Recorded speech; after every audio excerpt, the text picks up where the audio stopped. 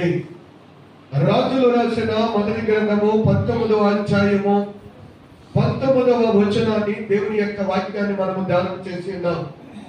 దేవుని యొక్క వాక్య భాగంలో ఏలియా గొప్ప సేవ చేస్తున్న గొప్ప సేవకుడు, గొప్ప పరిచర్య చేస్తున్నటువంటి వాడు ఏలియా. అయితే ఏలియా ఎవరి దగ్గరికి వెళ్ళాలంటే షాషాతు కుమారుడైనటువంటి ఎలీషా దగ్గరికి వెళ్ళాడు. ఆ సమయంలో ఎలీషా ఏం చేస్తున్నాడంటే తన ముందు 12 నాగలు ఉన్నాయి. 12వ నాగలి దున్నుతూ ఉన్నాడు ఎలీషా.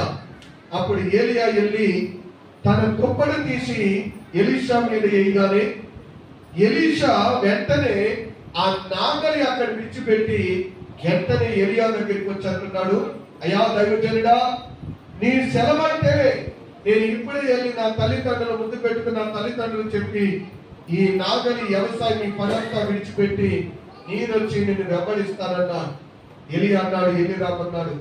వెంటనే ఎలీషా వెళ్ళి తను దున్నుతున్నటువంటి ఎడ్లను తీసి, ప్రియులారా, తల్లితో తండ్రితో చెప్పిన తర్వాత ఆ ఎడ్లను తీసి వాటిని బలిగా అర్పించి అందరికీ భోజనాలు ఏర్పాటు చేసి, నేను సేవ కొరకు వెళ్తున్నాను, దైవజనుడిని వెంబడిస్తున్నానని చెప్పి ప్రియులారా ఆ దైవజనుడి వెనకాల వెళ్ళిపోయాడు ఎలీషా. దేవునికి స్తోత్రం. ఈ రోజు నా దేవుని యొక్క వాక్యాన్ని వింటున్న నా ప్రియమైన తల్లి, నా ప్రియమైన సహోదరుడా, ఎలీషాను వాడుకున్న దేవుడు ఈ రోజు నిన్ను కూడా వాడుకునేటువంటి వాడు. ఆ దినాలలోనే కాదు, నేడు కూడా ఆయన మాటకు లోబడి, ఆయన వాక్యానికి లోబడి, ఆయన చిత్తానికి లోబడి, ఆయన చిత్తంలో నువ్వు నడవడానికి ఇష్టపడితే ఆయన నిన్ను కూడా వాడుకునే దేవుడు. ఎలీషాను ఎప్పుడైతే దైవజనుడైనటువంటి ఏలియా తప్పుడు వేశాడో, ఇదిగో సేవ కొరకు పిలుపుందని చెప్పాడో, వెంటనే తన పనిని, తన నాగలిని, తనకున్నటువంటి ఆ వ్యవసాయం అక్కడ విడిచిపెట్టి దేవుని సేవ చేయడానికి, ప్రియులారా, దేవుని పిలుపు కొరకు ఏం చేశాడంటే ఉన్న పాటను విడిచిపెట్టొచ్చాడు. దేవుడు గొప్ప ప్రవక్తగా ఆయనను వాడుకున్నాడండి. దేవునికి స్తోత్రం. హల్లెలూయా. దేవుడు నిన్నైనా నన్నైనా ఎప్పుడు వాడుకుంటాడో తెలుసండి. ఆయన మాటకు నువ్వు ఎప్పుడు లోబడతావో, ఆయన చిత్తానికి ఎప్పుడు లోబడతావో, ఆయన వాక్యానికి లోబడి ఎప్పుడైతే నువ్వు ఉన్న పాటను ఆయన వెంబడిస్తావో, ఉన్న పాటను ఆయన దగ్గరికి వస్తావో, ఉన్న పాటను ఆయన పని చేయడానికి ఇష్టపడతావో, అప్పుడు దేవుడు నిన్ను వాడుకుంటాడు. ఏదో ఒక సమయాన్ని ఆరాధనకి రావడం కాదు, ఏదో ఒక టైంలో మందిరంలో ఉండటం కాదు, ఏదో ఒక సమయంలో వెళ్ళి పరిచర్యలో పాలు పంచుకోవడం కాదు. దేవుని పని కొరకు ఉన్న పాటను వచ్చే వ్యక్తిగా ఉంటే నిన్నే నీ దేశానికి, నిన్నే నీ ప్రాంతానికి, నిన్నే నీ వాడకకు, నిన్నే నీ ఈదులో లేక నీ కుటుంబంలో ఒక పాత్రగా దేవుడు వాడుకుంటాడు. దేవుని సంఘాలలో కూడా చూడండి, ఎంతో మంది మందిరాలకు వస్తూ ఉంటారు, ఎంతో మంది ఆరాధన కడుతూ ఉంటారు, ఎంతో మంది పరిచర్యలో పాలు పంచుకుంటూ ఉంటారు.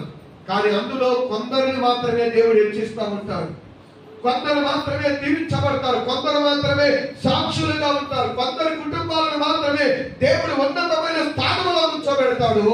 కానీ కొందరు వెళుతూ ఉంటారు, కానీ ఎన్ని సంవత్సరాలు వెళ్ళినా అదే స్థితిలో ఉంటారు.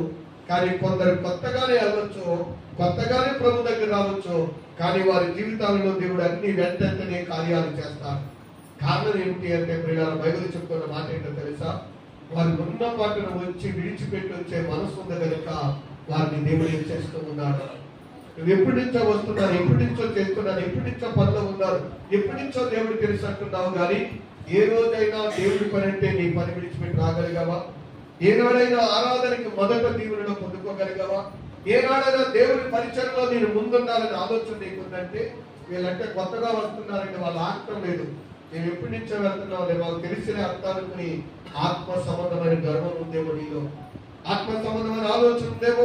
నేను చిన్నప్పటి నుంచి ప్రేమ మందిరానికి వెళ్తాను, చిన్నతనం నుంచి బాల్యం నుంచి కూడా నేను సండే స్కూల్లో ఉన్నాను, బాల్యం నుంచి దేవుడి సేవకులు తెలుసు, వీళ్ళంటే కొత్తగా వస్తున్నారు. కానీ నేను ఎప్పటి నుంచో ప్రభు దగ్గరికి వెళ్తున్నాను. ఎప్పటి నుంచి వెళ్ళావు అనేది కాదు, ప్రభులో నీ మనసు ఎలా ఉంది, దేవునికి నువ్వు ఎలా సమర్పించుకోగలుగుతున్నావు. ఎలీషా లాగా ఉన్న దానిని వెంటనే విడిచిపెట్టి, ఉన్న దానిని వెంటనే దానిని పక్కన పెట్టి, దానిని ప్రియులను విడిచిపెట్టి ప్రభువును వెంబడించగలిగితే ఆయనని నేర్చించే దేవుడు. ఎలీషా చేసిన మరొక గొప్ప పని ఏంటో తెలుసండి. తాను ఏ నాగలైతే దున్నుతున్నాడో ఆ ఎడ్లను తీసి ఏం చేశాడో తెలుసా? యెహోవా దేవునికి బలిగా అర్పించి